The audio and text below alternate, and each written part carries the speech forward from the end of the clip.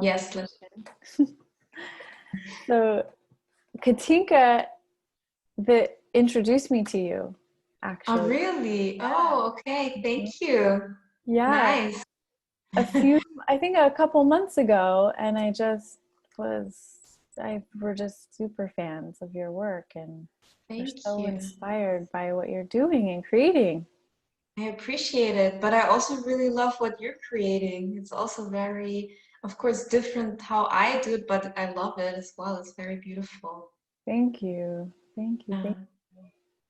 Well, just to preface, I know we talked about it a little bit, but this this interview is designed to be um, just a resource of inspiration for Mm-hmm. spiritual intuitive artists, and that's who I help, and what we're all working towards is create Mm-hmm. space to live in a way where we can create a life that's sustainable for us through doing something that lights our souls up and helps us feel expressed and Mm. whole, and then to anchor in the new earth reality, which Love that. I feel is Beautiful. your mission in a way as well. Yes.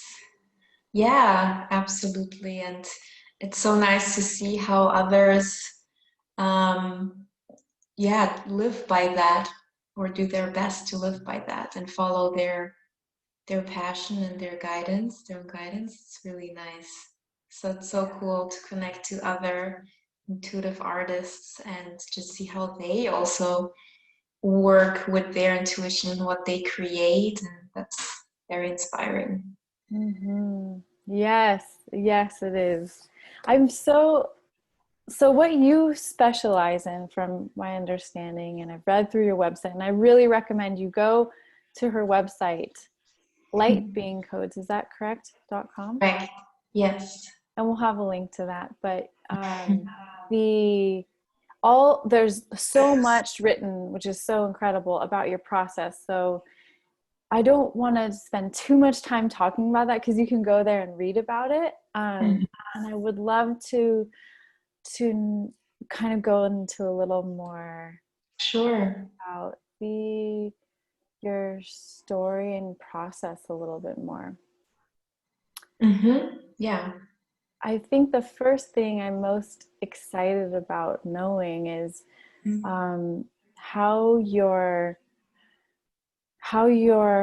spiritual connection Mm-hmm. informs your art. And so, is there a way that you open yourself up, or a ritual in some way that you open up to the guides and codes and the galactic beings? I used to have that. Now I'm mm, a bit more open to how I feel. But when I first started, yes, I did a meditation. Usually, I would get into a state where I felt like, okay, I can work from there basically, and then I would set an intention and then see what I receive and try to create that basically. And with time, I started to get more like accustomed to how that feels. So I kind of can switch into that mode much easier now without having to kind of prepare so much. And I think that's something that I've been striving to kind of create that for me, because I feel like that kind of state in where I want to create, I want to be able to get into that when I want to, need to, without effort basically. I feel it doesn't have to be like difficult to get into a state to create. It should be normal, and it should come easily basically. So with practice I kind of got like that feeling basically more and more, or I kind of knew how it felt, and therefore now I kind of set an intention. That's basically all that I need now to do in order to get into that state. And then in the process while I create, then there would also be a lot that like downloads that would come to me, but that's then during the process. Mm-hmm. I really relate to that as well. I feel like for my Mhm. practice too, it started very, okay, we are setting up Yes. the channel. I'm open. Let's do this. Okay. All right. Exactly. Boundaries set, candles. Right. And I think that is so important in the beginning. And then, Yes. and then it becomes so integrated in your life. You said intention. Let's go. Got it. Great. Exactly. Now create it. Exactly. And it's the same with, I'm going out and like among many people have to like create this huge protection barrier so that it won't affect them. But for me, I want to have this natural state of protection. I don't want to always have to call in protection. I want to be Yes. in that state always when I need to, or even if I need to call on to be in that state just like this. It doesn't have to be effortful, basically, or difficult. Yeah, that's so cool. So And cool. nice. Yeah, I totally, yes, that is the way to do it. Um, Yes. Nice. what what were some of the things you did when you were starting? Because I think so much of our community is like, how do I open up to that? What would I do? Do you have any things Right. that worked for you? Well, like before I started, like I started to really know how and what I wanted to do last year, like in March 2019, basically. So it's not that long ago, actually. Wow. But before that, I had a long process of, I think, 2 years where I felt the strong push within me that there's something that I need to create. And then when I was watching other intuitive artists, I always felt this desire to create something like that as well. I just didn't really know what my style was. And I think that's what many people struggle with, finding their own style, because they find so many other artists that do it in a certain way, and it might inspire you and you want to do something similar maybe, which is also totally fine. But for me, I just didn't really know what my style was. And I had a hard time figuring that out, but I was also really busy during that time. So I didn't really have the time to figure it out, but I wanted to, and I felt a strong need and push. And then a lot has changed. Like I moved country. I was living in South Korea, and then I moved back to Germany, and then suddenly I had so much time to start something new basically for myself. So I would say to create an environment where you can actually put the time and effort in, because once you get that inspiration and once you get that knowing, you really have to put in the time and effort to do that. I mean, I'm not just saying like, okay, quit your job right away so that you have the time, but create a space and time basically realistically for yourself where you can invest into figuring that out for yourself. Because if you do not have the time really to do that, then it's hard to kind of move past all that barrier. And how do I do it? Okay, I kind of know, but when do I have the time to actually really like create that space for me and develop my style and things like that? So basically, I created that space for me to really have the time to figure it out. And then once I did that, it came really fast. I was already working with light language before, just like as a hobby. I was drawing it because I felt inspired. And then I bought myself an iPad because I do digital art. But I also love the the art. How do you say the traditional art? Yes, I also really love the traditional art. And but yeah, for me it was easier to work with the digital art. So I bought an iPad, and then yeah, that's how I kind of started. Then I kind of knew, okay, I want to create like animals, spirit animals connected with activations in order to help people connect with their spirit animals more. Because I was working a lot with spirit animals before I started working with light beings. But light beings have always been an inspiration as well. And then once I've practiced working with spirit animals, I kind of moved on to light beings, but I still work with both. Hmm. Yeah. I hope I answered that question. Yeah, yeah, definitely. Oh, that's so cool. So all the work that we see you make, that's all digital? That's all digital, yes. Wow. I don't think I really realized that. I imagined you Really? painting and I was so excited to know what mediums because they look so smooth. Nice. Well, that's good then if that's not too clear. Because It's I mean, I really love cool. the traditional as well. And I used to work a lot with traditional art before then, but it's for me easier digitally to work with. And is there an app that you use? Mhm. Is it Procreate? Procreate. Yeah. Yes, I use Okay. Procreate and a little bit of Photoshop as well. Like the codes I draw with Photoshop. And then Procreate, I draw the beings and the animals. Wow. Are you And la- mhm. are you layering things as well? Yes, tons of different layers, Wow. exactly. Lots of So layers. cool. And I even, for backgrounds, I like to use also photos. And then I would kind of mix them together with the drawing that I do. I like the effects of it, and I've been experimenting more on expanding because I also want to expand my style and see what else I can do with the possibilities of digital art, basically. Oh, that's so exciting. So exciting. And Thank you. you also put your work into two books, right? Or maybe Right. more? I've seen two. Yes, two books.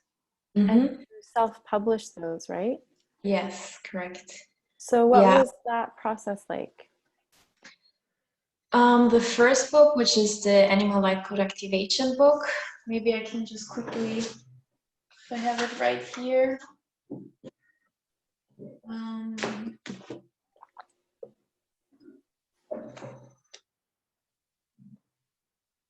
so, okay, this is not the actual size, though it's smaller. This was the first version. But yes, this is the first book with the animals. And yeah, I felt inspired to create the book. It's kind of like an oracle, but I'm also working on creating an oracle deck. But I feel like having it as a book can be very helpful in having the images physically in front of you if you don't want to put them on your wall or if you don't want to buy each poster or a poster. I thought having it as a book is very practical, especially if you want to connect with a certain being and then you have it physically in front of you. I personally like having that, so that's why I thought I would offer it as a book. And then I created the second one with the light beings also as a book. And you can use it as an oracle, as I said, like you can just open a page, like ask, okay, what kind of message do I need today? Then Want open to it do as a, one for us? sure, with the light beings or with Yeah. the, okay. Light beings. The light, my message is always a little longer, but I guess it's okay. Okay, what message can we offer today for everyone who's watching or also who's watching later on?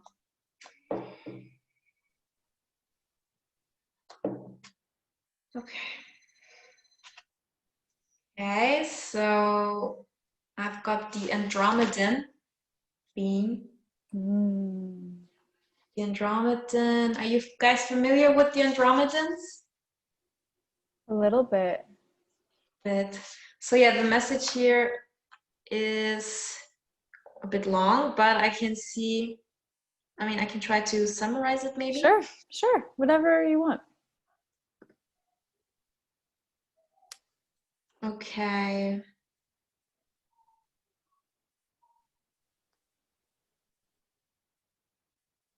So basically the message is about, okay, this talks about ascension basically. But I feel like ascension can mean so many different things for so many people. But basically the message that I got is that to create a better life that reflects who you truly are and to break through your limitations, that's like overcoming basically like the barrier within your own, like self-imposed barriers, basically, like everything that comes through us basically is how much we believe in ourselves and how much can we trust ourselves to overcome them, because ascension has so much to do with your own development, basically, with your own self, and creating a life that, yes, you want to create for yourself is basically ascension. Creating your life for yourself that really reflects who you are is ascension, in my opinion. And yes, taking these steps for yourself to go to get to the next level, or whatever level you want to get to. Yeah, that's like in the short. Beautiful. Thank you. Yeah. So with the when you get the, well, what comes first? Do you get an image first, or do you get a message first? And how do you integrate? Or what do you express first?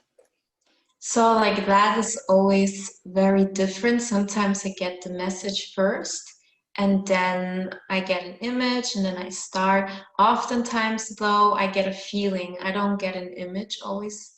So then I just start, and then I kind of like feel guided on how to create the being. Sometimes I don't even know where that being is from or what kind of being it is until the very end.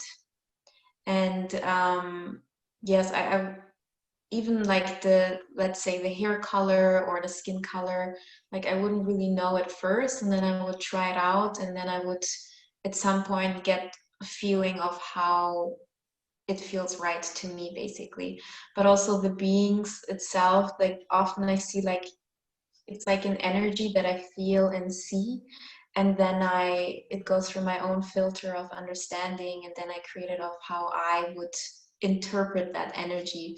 So it's like I tell people that the details that I draw within the images are not something to be always taken literally, but more of a feeling, basically. And how I express that energy, basically. But of course also together with how the being wants to be represented. Like it's like a feeling of, okay, this feels right and this doesn't feel right. Maybe then I would change the hair color or the skin color or the eyes until it feels right, and until I feel like, okay, this being is okay with me representing it that way. And then oftentimes during the process I would get the message, but sometimes even like before I fall asleep or when I wake up, suddenly I would get the message of that image that I'm working on right now. Sometimes at the very end. So it's always very different of how it works. That's how it is for me too when the beings come through in my paintings. And it's Nice. At first it felt that they felt so intense and almost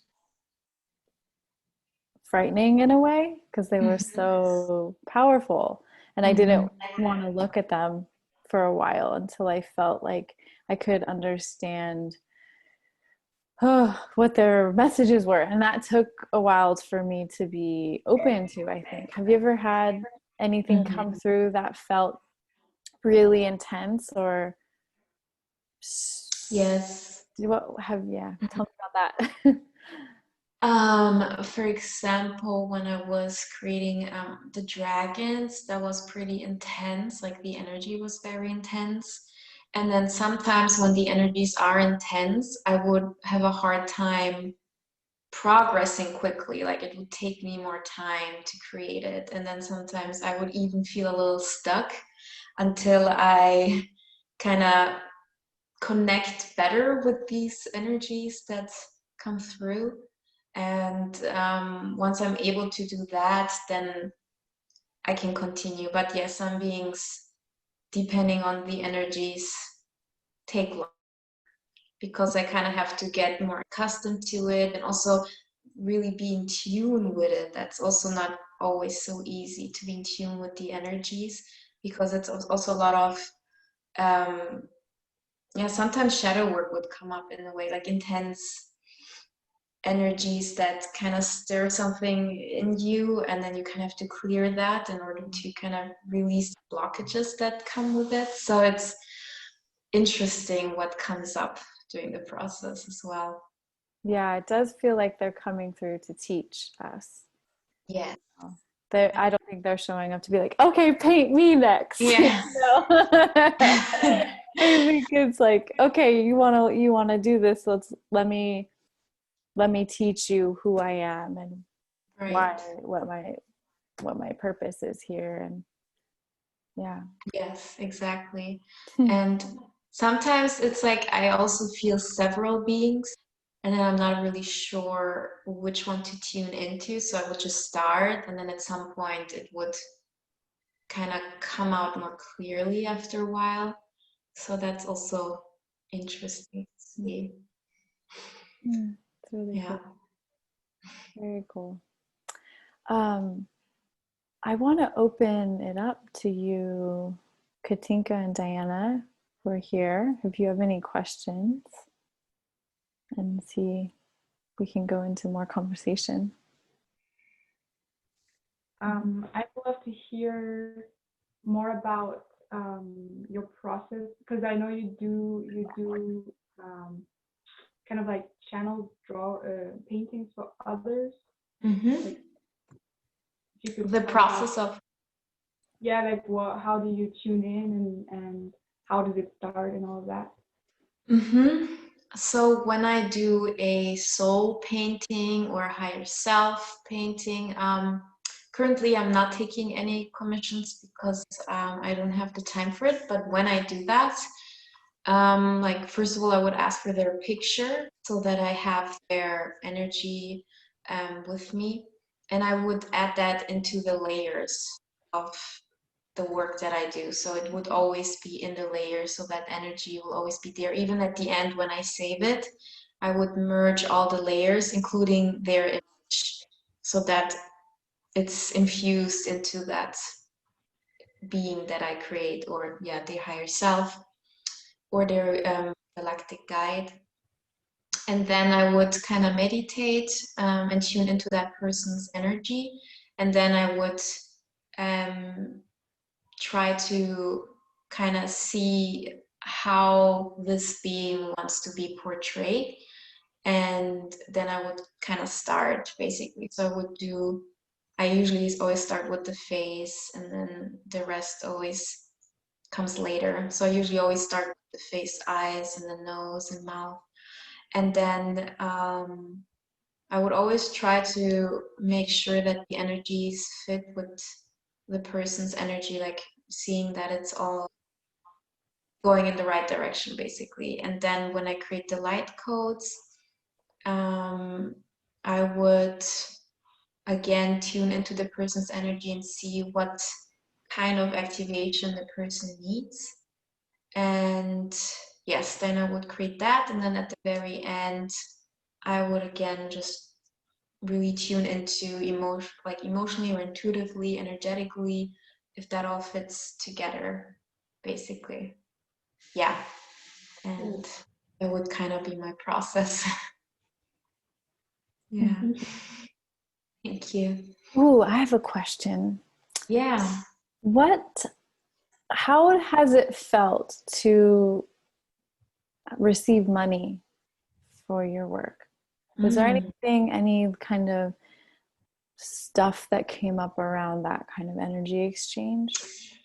Well, at first it was kind of hard for me to set a price for the work. And I think all artists understand that there's a lot of time that goes into creating it.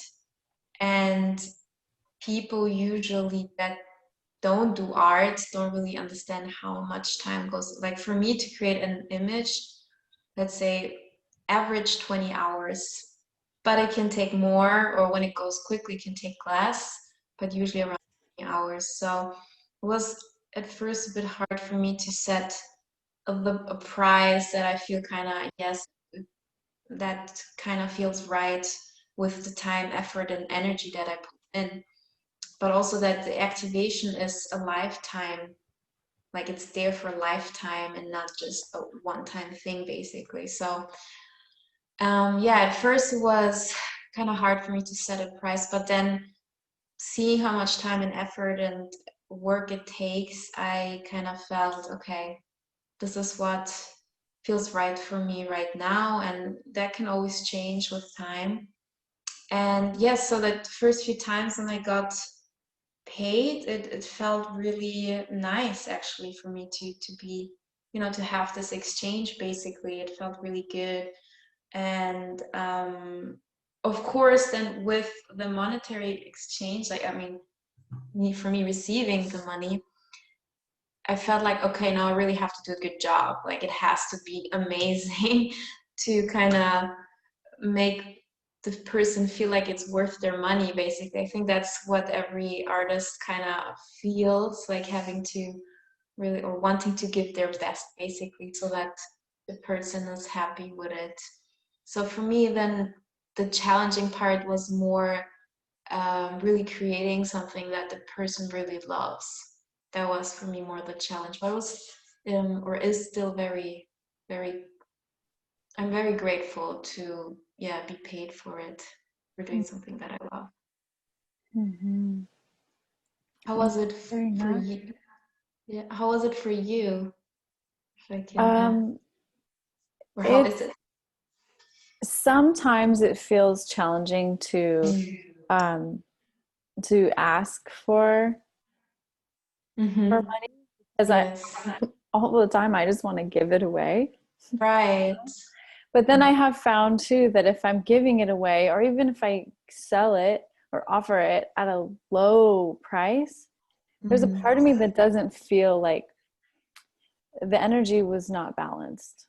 Mm. So I need to set the pieces at a rate that feels like an equal energy exchange, for like the 20 hours you put in, and Mm. there has to be some way of quantifying that to make it a balance, Right. right? Giving and receiving, and then yeah, I think it gets easier with time, definitely. Yes, I agree. Practice, And know mm, your worth. yes, Yeah, exactly. that's a big And part too. and I also believe that the right people that really need it and want it will be able to do this exchange. I also believe that. And yeah, so Yeah. yes, I absolutely agree. Yeah. What are you working on now? So right now I'm working on two different oracle decks, for like one deck for like two women and another deck for someone else. So, and then the third project is my own oracle deck, which is kind of a bit taking longer because I don't have so much time for that. But yeah, so basically I'm working on two oracle decks. So a galactic deck and for the other person an angelic deck, basically. Okay, so they're collaboration decks. They're Yes, yes, writing it, collaborations. They're and you're writing it, yes, and I create the images for it. very And cool. yeah, so with one deck I'll be done in March for the two women, and the other deck will take longer because just started recently with the second one. Mm-hmm. And do those both have, are they going to be published with companies? Are they going to be self-published, The first one is self-published. They're actually from Denmark. Hmm. I think maybe you know them. I'm not sure. Engelskole, that's how they call it, Engelskole. I don't know if I pronounce it right, I think but yes. English. I think I saw it on your page some time ago. Okay. Check them out. Yes. Yeah, so they just published a book basically with the images, and then the deck will come out in March, or will be coming out a bit later, but will be done in March. And the second one is published by Hay House, the second deck. High five. Congratulations. Thank you. That's Yeah. great. Yeah, so that's pretty cool. Yeah, working with Hay House, and just signed the contract 2 months ago. Working with, I don't know if you know Kyle Gray, but I'm working with Kyle Gray. Awesome. Very cool. Thank you. And what about for your own? Are you going to self-publish it, or are you going to do a, you know? I'm not sure yet. I kind of find it easier if I have a publisher, but on the other hand, self-publishing gives me much more freedom in how I want to do it, and also like, yeah, just kind of controlling that, or not controlling, but like kind of knowing what's, or how or where I want to publish it, or, but I'm not exactly sure if that's the best thing for me personally, because when it comes to like all the organizational part, I'm a bit, yeah, not so great at that. So I kind of always need someone that kind of helps me a bit with the organization. But right now I don't really have anyone to help me with that, so I kind of have to figure it out myself. So yeah, not so sure yet. Mm-hmm. Yeah, but Exciting. having a publisher would be good. Mm-hmm. Yes. Have you worked with one before? No, actually, I not directly. No. Okay. Okay. Yeah. Yeah. So it might be an interesting experience. Have you worked with a publisher? Yeah. Yeah. It is. It's very collaborative. Okay.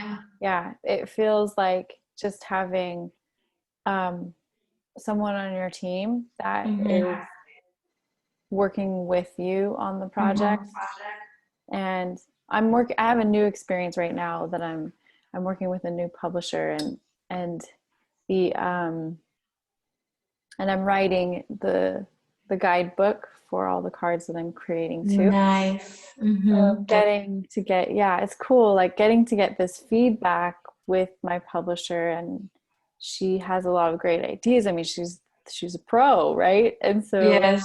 to hear her feedback is inspiring, and it helps to create like more structure around what I'm doing. And then I also know I love it because I know that I don't have to write everything perfect, because she has an editor and she's got the whole business side of it taken care of. So I'm okay. I always think like you don't get rich from making oracle card decks. You just get this sense of like such fulfillment and like this completion, and you have this beautiful product that is a powerful tool that's accessible to so many people. I mean, they're affordable, and it's just so fun to make them, you know. Yes, absolutely. What kind of publisher are you working with, if I can ask? Yeah, it's an Australian one. You mentioned. Oh, You're picking up on that, maybe. It's called Rockpool Publishing. okay. Rockpool Publishing. I've heard of another publisher in Australia, but I think they're called Animal Publishing. I don't know if you've heard of them. Oh, I No. haven't. No. But cool. Yeah. That's nice. Yeah, good to know. Yeah. Good to hear. Check them out. Okay. They're But I lovely. absolutely agree. It's really nice if you can just publish an Oracle deck and just share that with people, and people really like when they can use it and resonate with the images and the messages. It's just such a beautiful feeling. That's worth it then. It Totally is. It is. worth the effort. You know, and it on a business side, it does give you a level of credibility. You know, publishing Right. anything, Yes. even if you're self-publishing it, just having this product, like I created this, I completed this, and you can have it too. There's so much. It's like people can honor that level of commitment that you have to your art and see that. So I think it's powerful to do. Absolutely. Yeah. Yes. to have like physical proof of all your effort put Yeah. together and energy. It's, yeah, absolutely, I agree with that. Mm-hmm. Diana, do you have any questions that are popping up? Yeah, I think this might go with Kantika's question, but yeah, I was gonna ask what kind of intuitive gifts, or like which, I know there's a lot of clairs, so are you more clairvoyant or clairsentient? Because I know I'm kind of like the feeling in the scene, so I'm kind of tuning into the scene more like in my dream state, like getting a lot of dreams, but also synchronicities. So yeah, just like how do you channel these light codes and beings? Is it more through seeing them, or kind of feeling their presence? Yeah, very much feeling. Like I would say I'm very clairsentient. Like I can like feel when it feels right, then that's the direction I'll go. When it feels kind of then that's where I would take a turn. So yeah, I definitely can feel a lot. But I would also say that when I, for example, connect with certain beings, I wouldn't see them right away clearly, but I would see the scenario. Like it's kind of hard to describe. I would see the outline of the being, but everything around me I would see pretty clearly. Or after a while, I would start to see the being clearly. Or once I created the being, then when I connect to the being, that's how I would see it then represented, basically. So it's a mixture, but I would say more clairsentient. Like I feel more, I would say. Okay, cool. Yeah, that's definitely like expand, like you're an expander, because I know that I'm tuning into these gifts, and just sometimes I feel like it's, oh, I'm just making it up, but I think it's just trusting that it's flowing and coming through. Absolutely. So yeah. Yes, exactly. Yes, trusting your intuition. And I guess as intuitive artists, that's something that, I mean, I believe that every artist is intuitive in a way, because like creating right from what comes from within themselves, it's an expression of them, yeah, of what they receive basically or feel. And then just expanding on that intuition basically, and trusting what comes through basically. And then also, in a way, expanding on that, whatever comes through, further, like exploring it as well, like trusting what comes and then going further with that, and seeing how far you can take it. Really also learning to trust your own intuition. Like that's how I practice my intuition, by receiving a certain feeling of how I want to create it, and then going further with it. How far can I take it? And how far do I trust myself to go with it? Yeah, that resonates for sure. Yeah. But I think that's something that we all always, not always, but sometimes struggle with, trusting what comes through, right? Is that really it? Is that really how I receive it? But I think that if you resonate with it, like if you feel like it's right, then it is. Like it's your expression, it's your way of seeing something or feeling something, then it cannot be wrong, even if other people cannot resonate with it. If you resonate with it, it cannot be wrong, in my opinion. And there will always be some people that will resonate with your expression of what you receive, of energy and beings and things like that. There will always be someone, or many. Yeah. Yes. Well Yeah. said. Do the messages come through feeling as well? Yeah. It's sometimes I would get a theme, like a feeling or a word that a word that represents the theme, and then I kind of have to expand on that. And sometimes there would be more, sometimes not. I just have to kind of feel into it and see how far or how I can expand on it. Because sometimes it's hard for me to express what I feel. Like that's one of the challenging parts for me, to put it into words. And yeah, so that's something I'm kind of working on tuning into and how to express it verbally in a sense. But of course, words are limiting in a way. Yeah. And yeah, just have to work with what I've got. But it's okay. You're doing an incredible job at it. Oh, thank you. I appreciate that. Thank you. And it's only been, what, a year or two? A year and a half now, yeah. Wow. Since I really started with like knowing what I wanted to do. Mm-hmm. Yeah, just a year and a half. It's crazy what has happened though in such a short time. And I also want to, you know, tell other artists that like if it's something that really resonates with you and if that's really an expression of yourself, then you know, it doesn't have to take that long to get where you want to be. Of course, the process of, you know, growing, expanding will always be there, which is exciting. Like I'm excited to see what other methods I'll figure out, and like even my style, I'm open to changing my style if I feel like I want to change it. So that will always come. But just, yeah, like it doesn't have to take very long to start. That feels right, basically. So inspiring. Yeah. So amazing. I wanted to ask Yeah, go. along that, like if you right now, like in your art process and style, if you like you're noticing a change or like a pull towards something different.